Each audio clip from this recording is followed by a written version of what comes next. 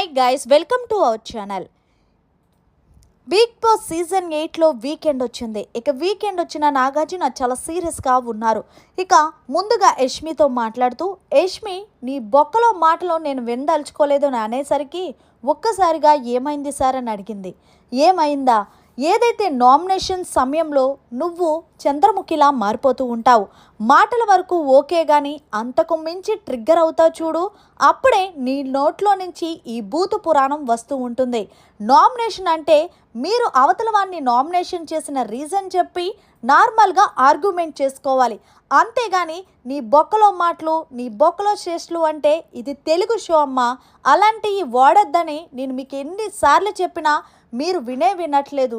అసలు నువ్వు ఆ మాట ఎలా అంటావంటే, మణికంఠ యూజ్లెస్ నామినేషన్ చేస్తున్నప్పుడు నేను తీసుకోలేకపోయాను సార్, అందుకే ఆ మాట అనాల్సి వచ్చిందంటే చేసిన తప్పుని సమర్థించుకోవాలని చూడకు. నువ్వు తప్పు చేసావా లేదా అంటే చేశాను సార్ అంటే ఇంకెప్పుడు ఆ మాటలు అనేవి రానివ్వకుండా చూసుకో. అండ్ ఇంకొక విషయం, నీకు నా నుంచి క్లాప్స్ కొడుతున్నానంటూ యష్మికి హౌస్మేట్స్తో పాటు ఆడియన్స్తో కూడా క్లాప్స్ కొట్టించారు. యష్మి, నువ్వు నిజంగా ప్రభావతి 2.0 టాస్క్లో నీ ఎఫెక్ట్ పెట్టో చూడు, నిజంగా 100కి 1000% చాలా బాగా ఆడావు. నీ టీంని నువ్వు విన్నర్ చేసుకోవాలని ఆఖరి వరకు పోరాటం చేసి అలుసుపై పడుకున్నావు చూడు, అది నెక్స్ట్ లెవెల్ అమ్మా. నేను ఒకటే నీకు చెప్తాను, నీ ఆట అంతా బాగుంటుంది కానీ నీ మాటలే కొంచెం వినబుద్ధి వేయదు.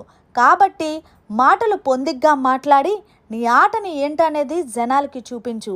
ఏదేమైనా సరే ఈ వారం నీ ఆటకి నేను ఇస్తున్న మార్కులు 100కి 100 అంటూ హోస్ట్ నాగార్జున గారు యష్మిని మెచ్చుకున్నారు.